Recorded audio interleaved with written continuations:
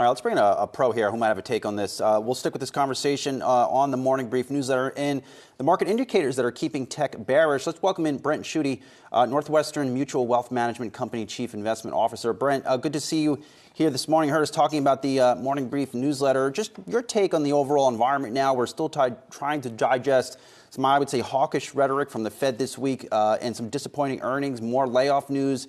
Where do you stand? Yeah, I think I come at it differently than Jared does, but come up with the same conclusion. I mean, to me, you've seen those inflation fears, kind of tying into your prior segment with CEOs' worries. You saw those inflation fears peak last October. And I don't think it's so coincidental that the market actually bottomed on October 12th, which was the day before you actually had the September CPI report that kind of showed inflation beginning to melt. And so I think that's been the tone that's been better in the market. You've seen disinflation, a term that Chair Powell used over and over, happen. But I don't think we're out of the woods yet. I think you're shifting to recession fears. I think right now the soft landing is still, I think, something that people think could play out.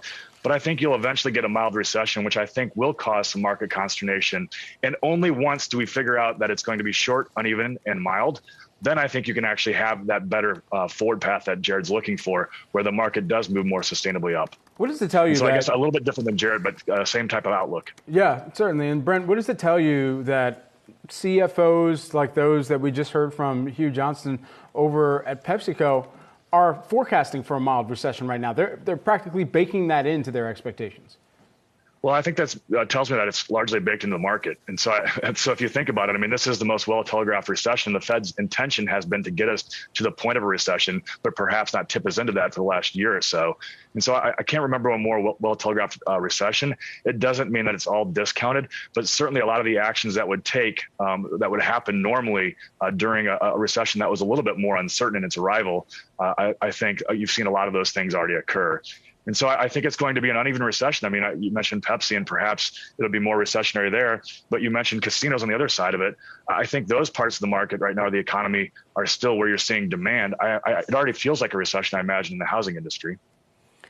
All of this said, you said in your note to us, there are opportunities in the market here, particularly what you see as cheaper parts of the market. Where are those cheaper parts of the market, especially since we've seen a rally this year? Yeah, this is where I think people come onto your show likely and say, if the market were just cheaper, I'd actually be more optimistic. And I think there are cheap parts of the market. So yes, the S&P 500 overall does trade at around 18.5 times earnings. But if you look at the S&P 600, which is small caps, it trades at about 14 times earnings that have already been marked down. You think about mid caps, same type of valuation, and even value stocks, kind of away from that NASDAQ talk that you had in the opening. Those parts of the market are cheap. And dare I say, international stocks. And so I think there are parts of the market that are different than what investors are used to actually buying because they didn't work as well over the prior 5, 6, 7 years. I think those parts of the market have already discounted a lot of potential bad news, and they trade at valuations that are cheap. And that's where I think you want to be positioned in 2023. Hey, Brent, we've heard from Delta CEO Ed Bastian in the past that airlines, as well as much as the travel industry, is in a counter-cyclical recovery. How much longer, perhaps, can that counter-cyclical recovery still hold a trend or still hold some wind in its own sails, given the fact that there are so many other parts of the economy and the markets and the companies that are being evaluated separately there that are in a very different scenario? Yeah, and this is where we had a rolling opening. I mean, if you look historically in my 28 years of doing this, I've never seen an economy shut down completely, then shift all to the good side of the equation, then shift back to the services side of the equation. Look, I think you're going to actually have a mild recession. I think it's going to pull down quite a bit. You've seen liquidity dry up. Eventually, the consumer will pull back as companies begin to lay off more people. But I think it's going to be incredibly short.